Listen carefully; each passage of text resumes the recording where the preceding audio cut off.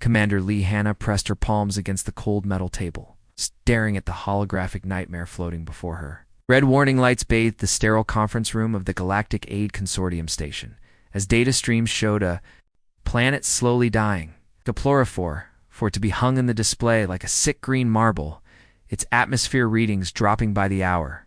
Solar flare hit them hard, muttered Dr. Kethfer, the spider-like arachnoid representative, his 8 legs clicking nervously against his chair. Atmospheric processors are completely fried. Carbon dioxide levels rising fast. Hannah watched the numbers climb on her datapad. 2.3 million people, families, children, all slowly suffocating as their world's air turned toxic. She'd seen similar disasters before, but the scale made her stomach turn. The agricultural colony sent their distress call 12 hours ago, announced Vexstar, the tall, blue-skinned Altarian who ran these meetings like a funeral director. His 4 black eyes remained emotionless as he read from his official report. Standard protocol suggests dispatching the relief vessel Mercy's Dawn with replacement atmospheric processors. Around the circular table, representatives from 12 different species nodded like bobbleheads, Isopherians with their insect-like compound eyes, the crystalline Nexari whose bodies chimed softly when they moved, the hulking Garati who looked like walking boulders, all of them accepting what came next. Estimated arrival time for Mercy's Dawn? Asked the Garati representative, his voice rumbling like distant thunder. 6 months, 14 days, Vexstar replied matter-of-factly. Standard shipping lane. Routes, accounting for fuel stops and cargo inspection delays. Hannah's head snapped up. 6 months? Those people will be dead in 6 weeks? Regrettable, but unavoidable, Vexstar continued, shuffling his digital files. The consortium operates within established parameters. We cannot justify deploying faster vessels for a single colony emergency. The cost analysis shows cost analysis? Hannah stood up so fast, her chair scraped against the floor. We're talking about over 2 million lives.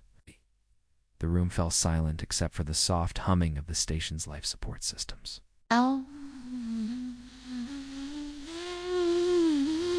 Several Representatives shifted uncomfortably.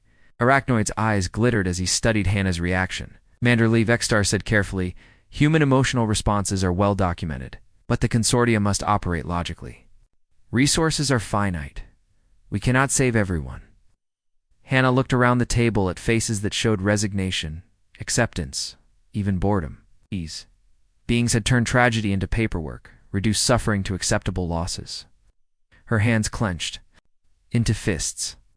The humans will abstain from this vote, she announced quietly, gathering her datapad and standing. We'll handle this ourselves. Vexstar's 4 eyes blinked in sequence, a sign of confusion among his species. Commander, that's highly irregular. The consortium has established procedures for humanitarian crises. Individual species cannot simply, but Hannah was already walking toward the exit, her military boots clicking against the polished metal floor, like a countdown timer. The other representatives watched her go with mixtures of confusion and concern. Humans were known for being unpredictable, but this seemed extreme even for them. The conference room door sealed behind her with a soft hiss. Hannah found herself in the station's main corridor, surrounded by the controlled chaos of interstellar bureaucracy. Beings from dozens of species hurried past, carrying datapads and arguing in languages that are universal. Translator couldn't quite parse. She stepped into an empty alcove and activated her emergency communicator, a small device that could punch through hyperspace to reach Earth in seconds. Priority Alpha transmission to Terra Command, she spoke clearly into the device. Authorization, Hannah Savant, Anico. Humanitarian crisis in the Kepler system. Colonial population 2.3 million facing atmospheric collapse. Consortium response, inadequate. Recommend immediate fleet deployment. The response came back in less than 30 seconds, crackling through the quantum entanglement communicator. Authorization confirmed. Commander Lee. Fleet Admiral Park is mobilizing Emergency Response Protocol 7. Expected deployment in 90 minutes. Hannah smiled grimly. Emergency Response Protocol 7 hadn't been used since the Proxima crisis. 3 years ago, back on Earth, alarms were already blaring in naval bases across 3 continents. Captains were being pulled from shore leave, engineers dragged from their beds, medical teams assembled from hospitals and research stations. 3 hours later, deep space monitoring stations across the galaxy detected something that would be talked about in military academies for generations. Where empty space had existed moments before, reality seemed to fold in on itself. The fabric of hyperspace tore open like a wound, and from that tear emerged the largest human rescue fleet ever assembled. At its center hung the UES Salvation, the massive engineering vessel that stretched nearly 2 kilometers from bow to stern. Its hull bristled with construction equipment, manufacturing bays, and enough raw materials to build a small city, surrounding it like protective wolves. 46 other ships materialized in perfect formation. Admiral Park Deho stood on the bridge of the UES Salvation, his weathered hands gripping the tactical display console. At 68, he'd seen 3 wars and countless disasters.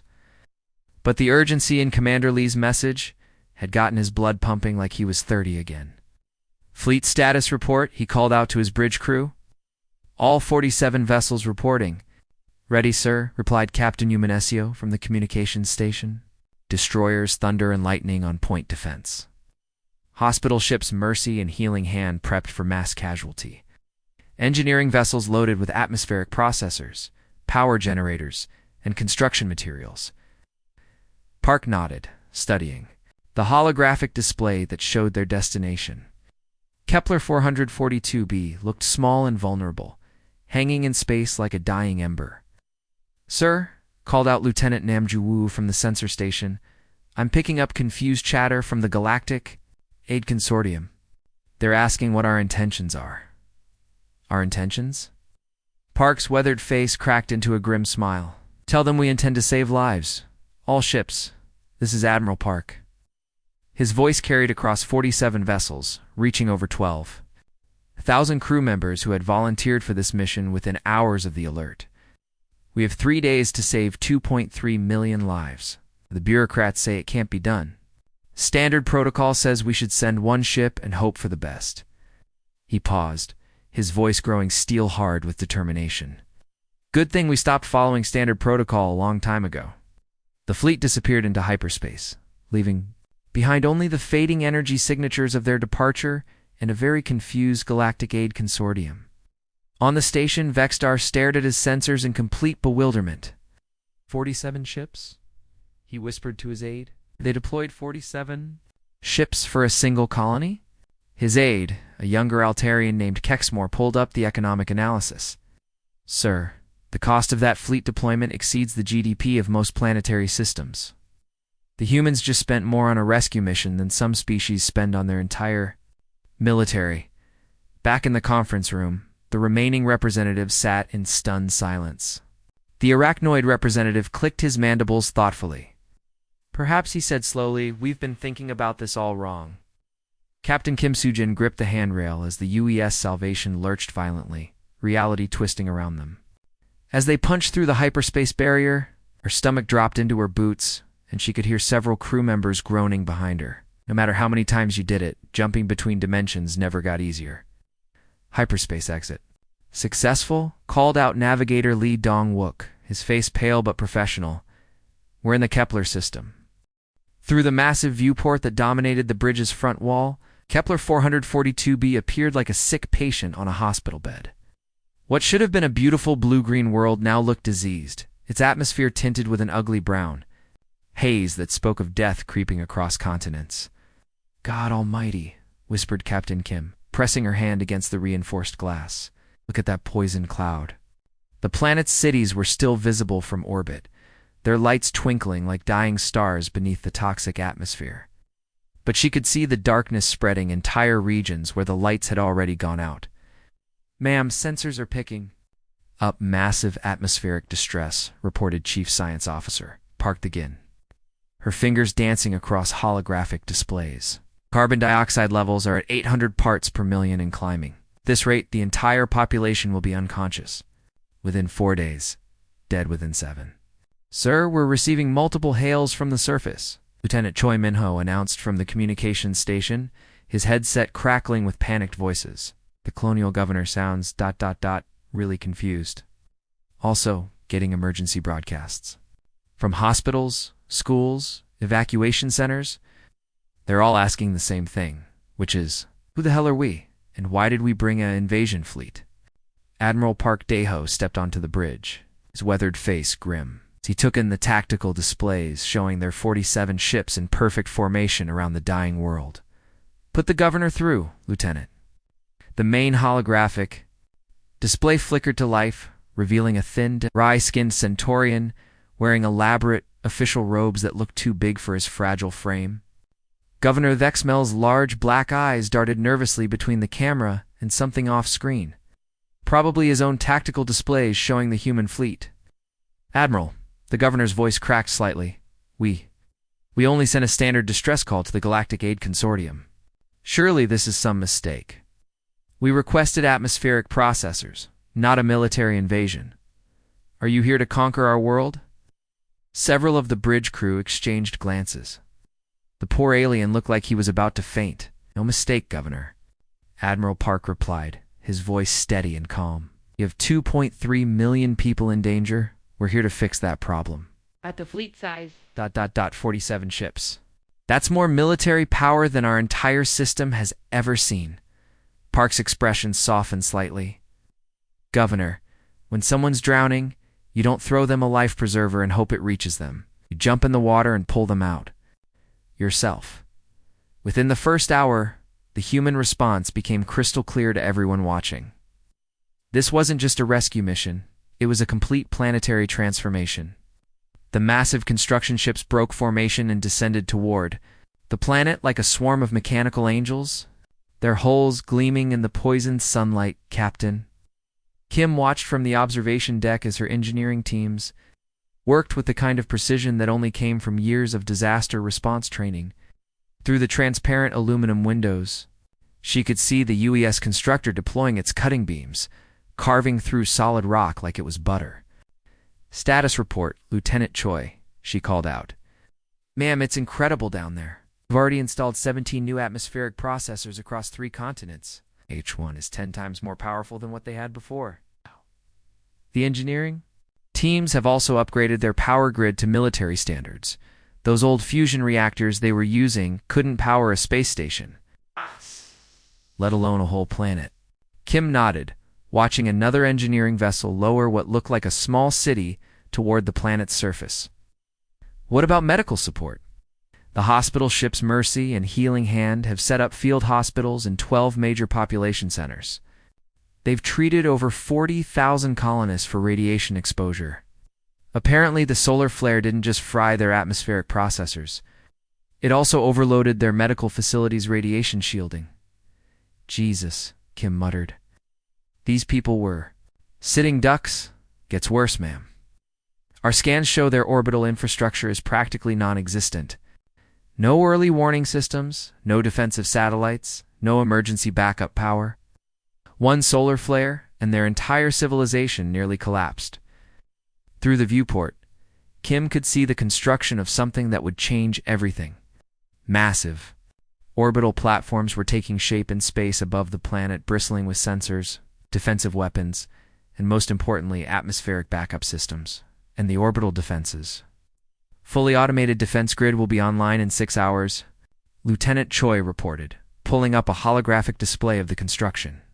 Admiral Cho's engineers are installing solar flare shields, asteroid deflectors, and emergency atmospheric generators.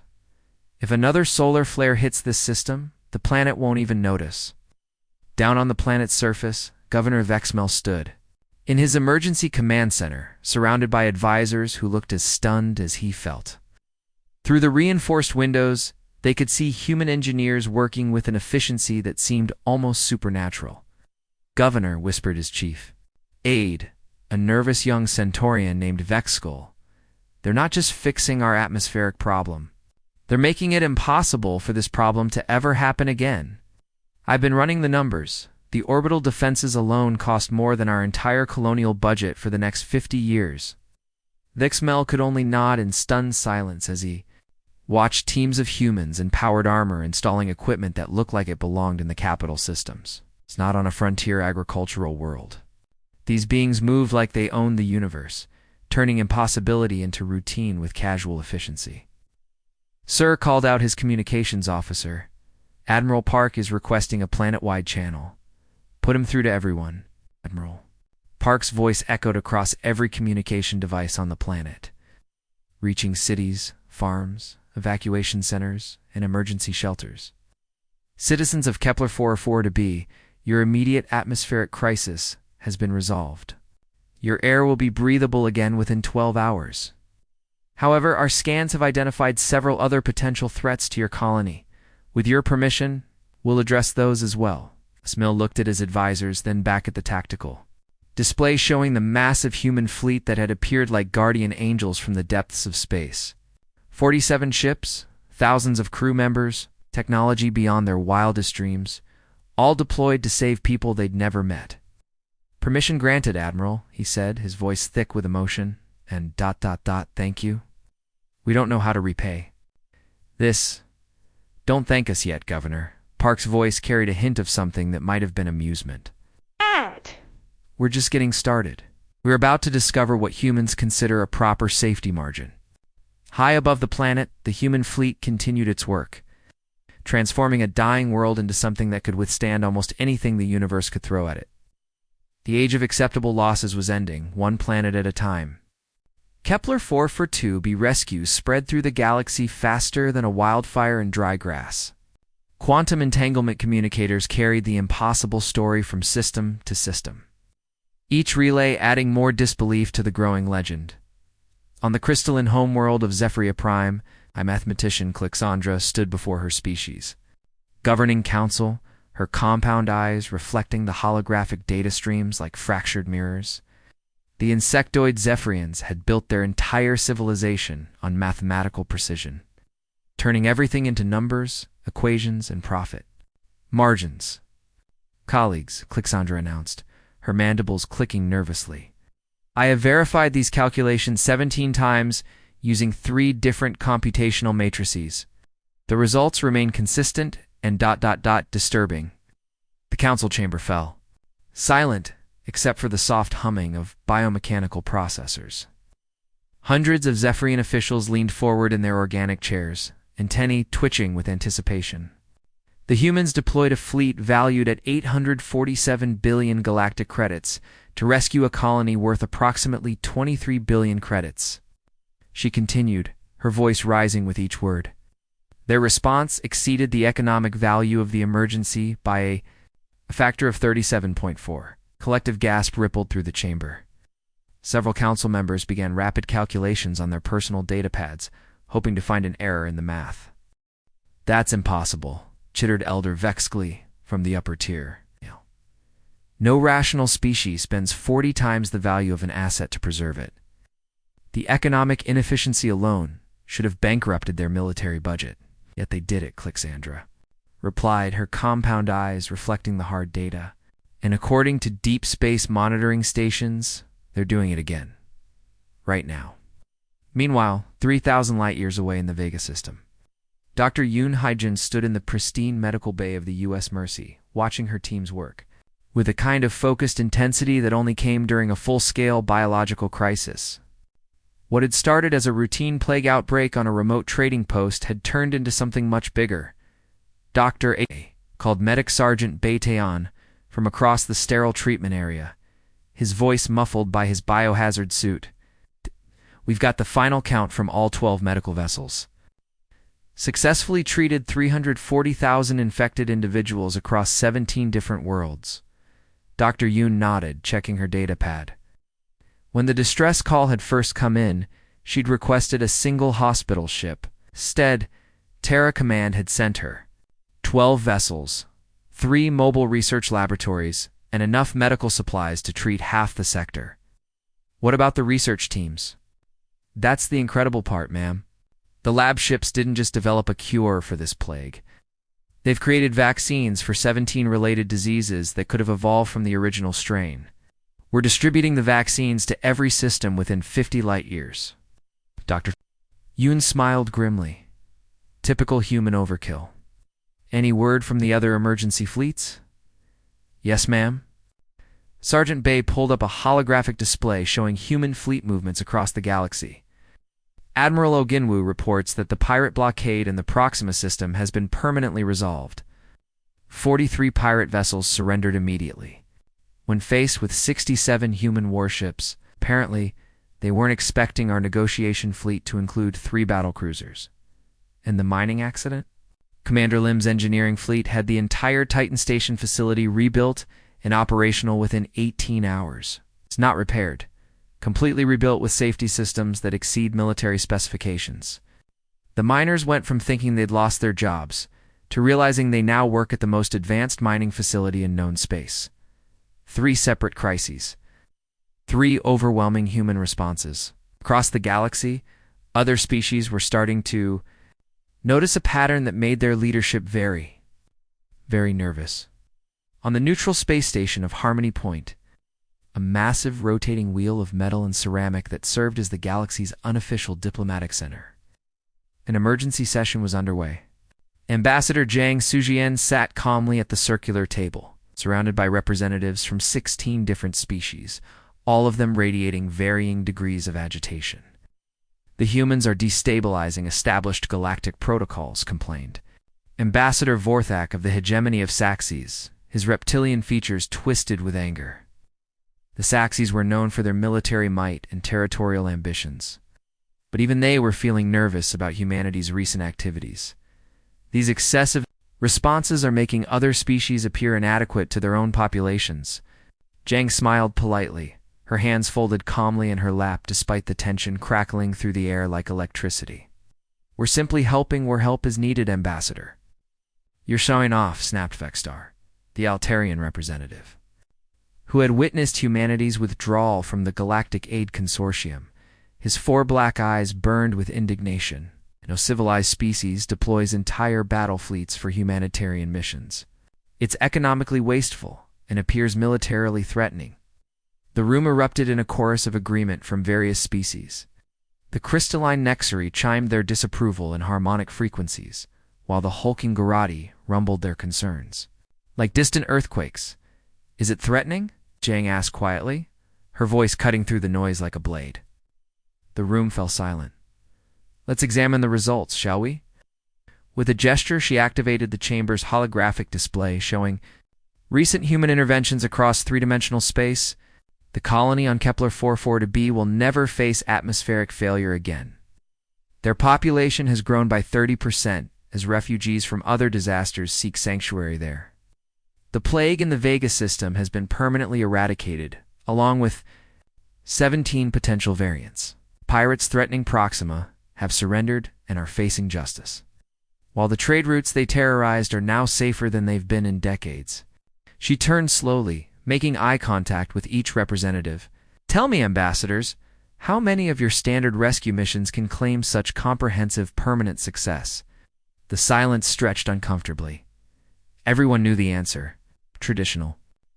Galactic aid missions were designed to provide minimal help, just enough to keep disasters from spreading, but never enough to actually solve the underlying problems. The question, Zhang continued, standing slowly and smoothing her diplomatic uniform, is not why we do so much. The question is why everyone else does so little. Ambassador Vorthak's scales flushed an angry red. You cannot simply rewrite the rules of galactic civilization. We're not rewriting anything, Zhang replied. We're just following a different rulebook. One that says if you're going to help someone, you help them completely. As the argument erupted around her, Zhang's personal communicator chimed with an encrypted priority message. She glanced at the display and felt a familiar surge of pride mixed with exhaustion.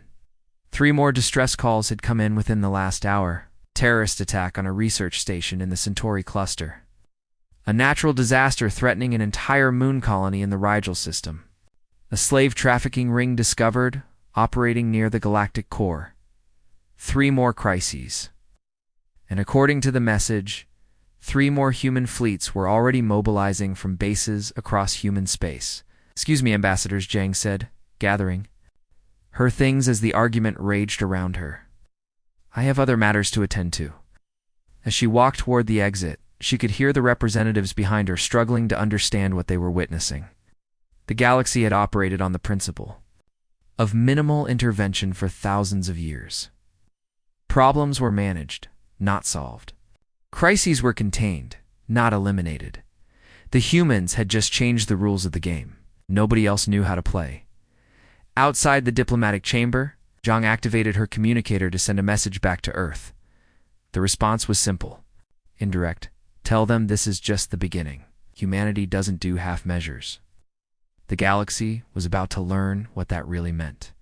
The Galactic Council Chamber on Nexus Prime had hosted diplomatic meetings for over 3,000 years, but nothing had ever prepared it for this moment.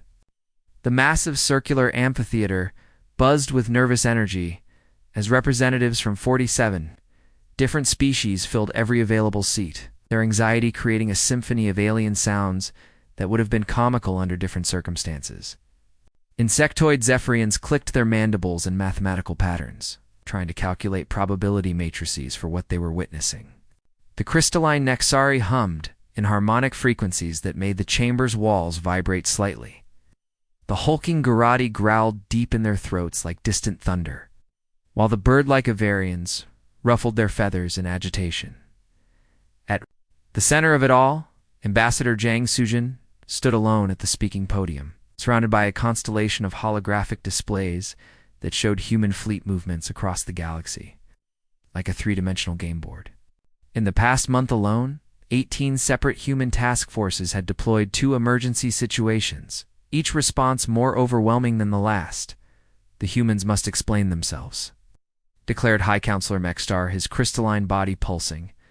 With indignant blue light that painted the nearby walls in shifting patterns, your species has deployed more military assets in the name of humanitarian aid than most civilizations use for actual warfare.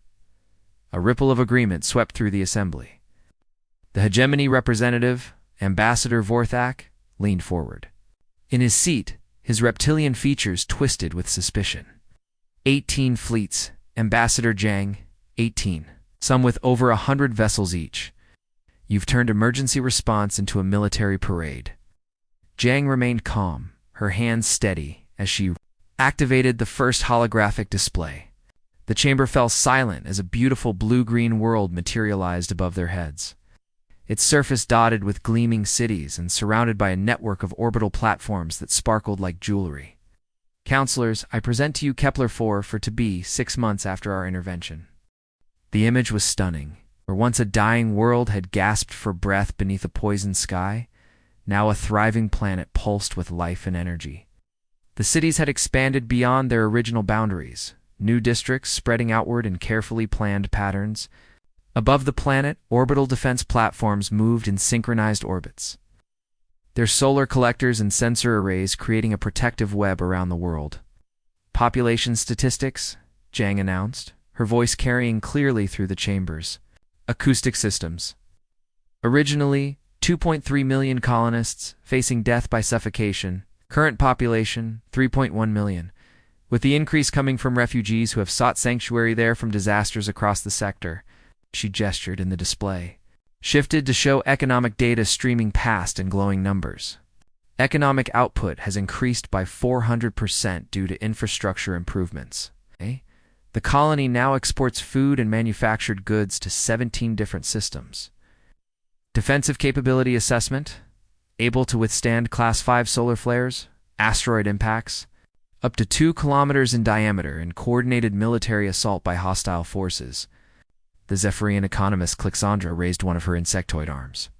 But Ambassador, the cost analysis shows, was worth every single credit. Zhang cut her off firmly. Let me show you something else that might put this in perspective. Holographic display shifted dramatically, zooming across space to show Earth itself. The view focused on a massive metropolis that gleamed with advanced architecture, its towers reaching toward the sky like crystalline spears. But beneath the beauty, older scars were still visible. The outline of what had once been a crater, now filled with life and hope. New Hiroshima, Zhang announced quietly, rebuilt after the Third World War. My great-great-grandfather lived through the destruction of the original city when nuclear fire turned it into a wasteland. The chamber fell silent. Every species represented here knew the story of humanity's violent past. But seeing the reality of their recovery was different. When we rebuilt, Jang continued, we didn't just replace what was lost. We built something that could never be destroyed again. Anti-missile defense grids, underground evacuation networks, radiation shielding that could protect the population from anything short of a direct stellar collapse. New holographic figure materialized beside her. Admiral Park Daeho, his weathered face serious as he addressed the assembly via quantum entanglement communicator from his flagship somewhere in deep space. Counselor Park's voice carried the weight of decades of military service. I'll be direct because that's the only way humans know how to communicate about serious matters. We learned something about disaster response that apparently the rest of the galaxy hasn't figured out yet. He paused, letting his words sink in before continuing. Small problems ignored become catastrophic ones. Half measures lead to repeated tragedies. Every time you send just enough help to barely solve a crisis, you guarantee that crisis will happen. Again. The display around them shifted to show a timeline of human interventions, each one marked with before and after statistics that painted a clear picture. The plague we eradicated in the Vega system? Our research ships didn't just cure the existing disease. They developed vaccines for 17 related pathogens that could have evolved from the original strain. We prevented 17 future outbreaks before they could start. The pirates. We captured at Proxima. Park's expression hardened. Under interrogation, the revealed connections to 3 major criminal organizations planning coordinated attacks across this entire sector. By responding with overwhelming force to one pirate raid, we prevented a crime wave that could have lasted decades. Ambassador Vorthak of the Hegemony stood up, his scales flushing an angry red. You're describing preventive warfare, Admiral. Preemptive strikes against potential threats. No, Park replied, his voice steady as granite. We're describing comprehensive problem solving. When someone calls for help, we don't just put a bandage on the wound. We cured the disease that caused it. Jang stepped forward again, her diplomatic training keeping her voice level despite the emotional weight of her words. Counselors, you call it overkill. We call it making sure we never have to attend another memorial service for deaths that could have been prevented. She gestured to the holographic displays surrounding them, showing the results of human intervention across dozens of worlds. Your proportional responses leave people dead who could have lived. They leave problems unsolved that could have been eliminated. They leave tragedies waiting to happen that could have been prevented with proper action. The chamber fell into a heavy silence as the weight of her accusation settled over the assembly. Representatives shifted uncomfortably in their seats, unable to argue with the raw effectiveness of human methods. The humans are changing the fundamental rules of galactic civilization, whispered the Avarian representative to her aide. But Jang's enhanced hearing picked up every word. Perhaps, Jang said, turning to address the whispering delegate directly, it's time those rules changed. Perhaps it's time we stopped accepting preventable tragedies as unavoidable facts of life. The session ended, and representatives began filing out of the chamber. Their conversations were subdued and thoughtful. But in intelligence centers across the galaxy, a different kind of conversation was taking place. Long-range sensors had detected massive human fleet movements near 3 different sectors where political tensions had been rising. The hegemony, border conflicts, the slave trading routes near the galactic rim, the corporate war brewing in the mining systems. The message was becoming clear to anyone paying attention. The age of measured proportional responses was ending. Humanity had introduced a new philosophy to galactic politics, and it could be summed up in 3 words: overwhelming, permanent. Solutions. Fleet. Admiral Lee Sungmin stood on the command bridge of the UES Absolute Justice, his weathered hands gripping the tactical display console as he watched the greatest concentration of human military power ever assembled through the reinforced viewports. 213 vessels hung in perfect formation against the starfield, their hulls gleaming like deadly jewels in the void. Each ship represented the absolute pinnacle of human engineering. The battlecruiser's Thunder of Earth and Stellar Hammer bristled with plasma cannons that could vaporize asteroids. The carriers New Tokyo and Seoul's Pride housed squadrons of fighters that moved like metallic sharks through space. Engineering. Vessels the size of small cities carried enough firepower to level planets and enough construction equipment to rebuild them. Admiral called Captain Ko Yoonji from the communications station, her voice cutting through the bridge's controlled tension. Long-range sensors confirm all fleet elements are in position. Battle Group Alpha is holding at the outer system. Perimeter. Battle Group Beta has surrounded the hegemony homeworld. Battle Group Gamma is securing the surrender of frontier colonies. Lee nodded, his eyes never leaving the tactical display. 6 months had passed since that fateful Galactic Council session where humanity had drawn its line in the sand. 6 months of growing tension as other species struggled to understand what they were dealing with. Some alien civilizations had tried to copy the human approach, stretching their limited resources until their economies nearly collapsed. The Zephyrians had bankrupted 3 colonies attempting to match human response levels. Others had retreated into isolationist shells, pulling back their trade fleets and diplomatic missions rather than risk triggering a human intervention. The hegemony of Saxes had chosen the worst possible option: direct confrontation. "Sir, we're receiving real-time surrender transmissions from 17 different hegemony worlds," Captain Ko reported, her fingers dancing across holographic control panels. Saxes Prime, their capital, the fortress worlds of Kethmer and Vextalion, even their secret military shipyards at Zarkath. Lee allowed himself a grim smile. Total conflict duration: 18 hours and 43 minutes from the first hegemony attack to complete surrender. Came the response from Lieutenant Commander Park Min-jae at the tactical station. "Their forces never even engaged us directly after the first 6 hours. The hegemony had planned it so carefully. 3 simultaneous surprise attacks on human frontier colonies designed to look like random pirate raids. They'd expected the standard galactic response: diplomatic protests, economic sanctions, maybe a single patrol fleet sent to investigate months later. Instead, they'd triggered something that would be studied in military academies for centuries. "Status of our colonies that were attacked?" Lee asked. "Minimal casualties, sir. The hegemony strike forces surrendered immediately when our rapid response fleets arrived. Apparently they weren't expecting us to have 47 warships protecting what they considered minor agricultural outposts." Through the main view screen, Lee could see Saxes Prime hanging in space like a defeated giant. The planet's massive orbital defense platforms, weapons that had kept neighboring systems in fear for decades, now drifted powerless, their crews having shut down all systems in surrender. The hegemony's capital world showed no signs of battle damage. No burning cities, no destroyed infrastructure. The surrender had been so swift and complete that not a single shot had been fired at the planet itself. "Admiral Park." Daeho's voice crackled over the fleet-wide communications channel. "All vessels. This is Admiral Park aboard the UES Salvation. The hegemony leadership has transmitted their unconditional surrender and agreement to pay full reparations to all affected colonies." A pause, then, "They've also formally requested to join our humanitarian response protocol and have offered to contribute ships to future rescue missions." Murmurs of satisfaction rippled across the bridge. The hegemony going from aggressor to ally in less than a day. "Admiral Park, patch me through to all human fleets across the galaxy," Lee commanded. "Channel open, Fleet Admiral. You're broadcasting to over 400 vessels."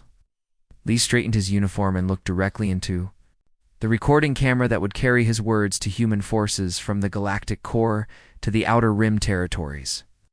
"This is Fleet Admiral Lee Sung-min to all human forces.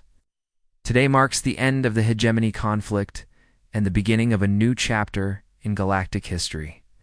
His voice carried the weight of absolute authority as it reached human crews across dozens of star systems. Effective immediately. Any act of aggression against civilian populations, human or alien, will be met with immediate, overwhelming, and permanent response. We didn't seek the role of galactic peacekeepers, but we won't run from the responsibility. Paused, letting the words sink in before delivering the line that would echo through history. "When the innocent call for help, we bring everything we have. When tyrants threaten the defenseless, they'll discover exactly why the rest of the galaxy calls us Deathworlders." 3 weeks later, Ambassador Jiang Sujin stood before the newly reformed Galactic Council in its impressive new headquarters, a massive space station orbiting Earth itself. The symbolism wasn't lost on anyone. Humanity now sat at the center of galactic politics. The council chamber had been redesigned to accommodate the new reality.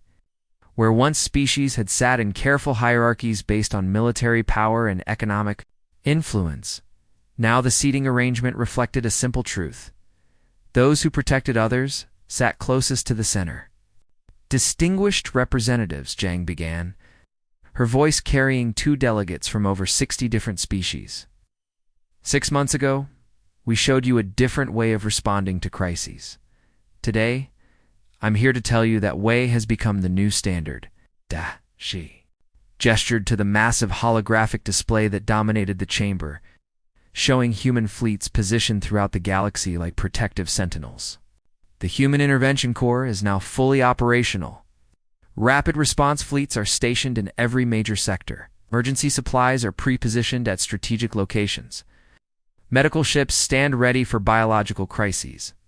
Engineering vessels wait to respond to natural disasters. The display shifted to show response statistics that made even the most hardened military observers blink in surprise. Average response time to emergency situations? For hours. Average resolution time? 18 hours. Repeat occurrence rate of solved problems? 0%. The age of acceptable losses is over, she declared, her voice growing stronger. The age of that's just how things work has ended. When someone calls for help, help arrives with overwhelming force. When someone threatens innocent lives, they face immediate and permanent consequences. She turned slowly, making eye contact with representatives across the chamber. We offer every civilization in this galaxy a simple choice: those who protect. The helpless have our friendship and support. Those who prey on the weak have our complete and undivided attention. As the session ended and representatives filed out to return to their homeworlds, many carried the same message. The galaxy had new rules now, enforced by a species that considered good enough to be completely unacceptable. In the depths of space, human patrol fleets moved through their assigned sectors like guardian angels, their sensors constantly scanning for distress calls. When those calls came, and in a galaxy full of dangers, they always did, the response was immediate, overwhelming, and absolutely thorough. The era of sending just enough help to barely solve problems was dead and buried. The age of human solutions had begun, and the galaxy would never be the same. The end.